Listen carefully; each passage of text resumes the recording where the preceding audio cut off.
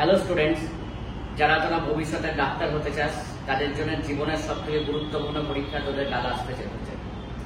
এই জীবনের গুরুত্বপূর্ণ পরীক্ষার জন্য আমার কাছ থেকে বা চন্দস্যার ফিজিক্স ক্লাসেস থেকে সব থেকে বেশি শুভকামনা থাকলো। আমি বেশি কিছু আমার ভিডিওটা লেন্দি করব না। আমার প্রথমেই আমি ক্ষমা চেয়ে নিচ্ছি, আমার 7টা ভিডিও দেওয়ার কথা ছিল, কারণ আমার মা মারা যাওয়ার জন্য সেটা আমি কমপ্লিট করতে পারিনি। কিন্তু আমি 10টা তোদের জন্য স্পেশাল ভিডিও আমি কিন্তু পোস্ট করেছি, যেটা কিন্তু পরীক্ষা দিতে যাওয়ার আগে তোরা কিন্তু অবশ্যই গো থ্রু করে যাস, কারণ আশা করি ওখান থেকে তোরা কিছু কোশ্চেন বা কিছু কনসেপ্টওয়ালা কোশ্চেন তোরা কমন পাবে। তার জন্য কিন্তু অন্যজনের থেকে প্রায় 40 to 50 মার্কস তোদের ডিফারেন্স আসবে। আমি বারবার রিকোয়েস্ট করছি, তোরা কিন্তু ফাইনাল এক্সাম দেওয়ার আগে তোরা কিন্তু আমার এই 10টা ভিডিও বা 10টা লেকচার কিন্তু ভালোভাবে একটু ফলো করবে। ওকে, আবার আমি বলছি বেস্ট অফ লাক তোদের থাকলো। কিন্তু এখানে আরো কতগুলো জিনিস আমি বলে যাচ্ছি। প্রথমেই তোরা রোল নাম্বারটা ঠিকঠাক করে ফিল আপ করবি, কারণ রোল নাম্বার ঠিকঠাক ফিলে না করার জন্য অনেকবার কিন্তু খাতা ক্যান্সেল হয়।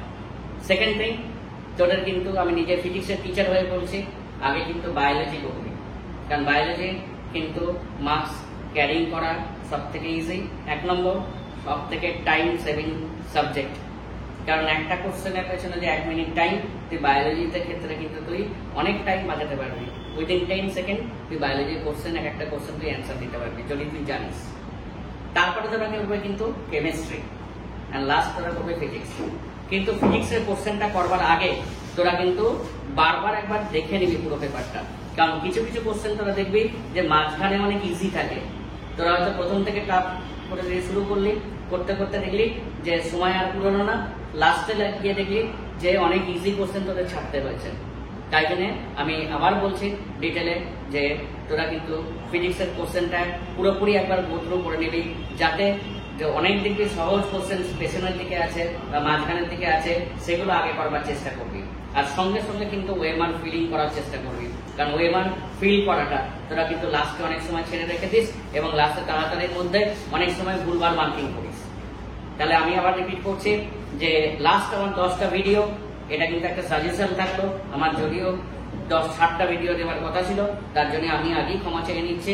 তোরা কিন্তু লাস্ট এই 10টা ভিডিও তোরা কিন্তু অবশ্যই কিন্তু দেখে যাস পরীক্ষার আগে। ভবিষ্যতের ডাক্তার হওয়ার স্বপ্ন তোদের অবশ্যই পূরণ হবে।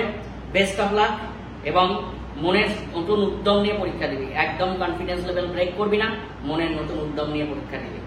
Thank you.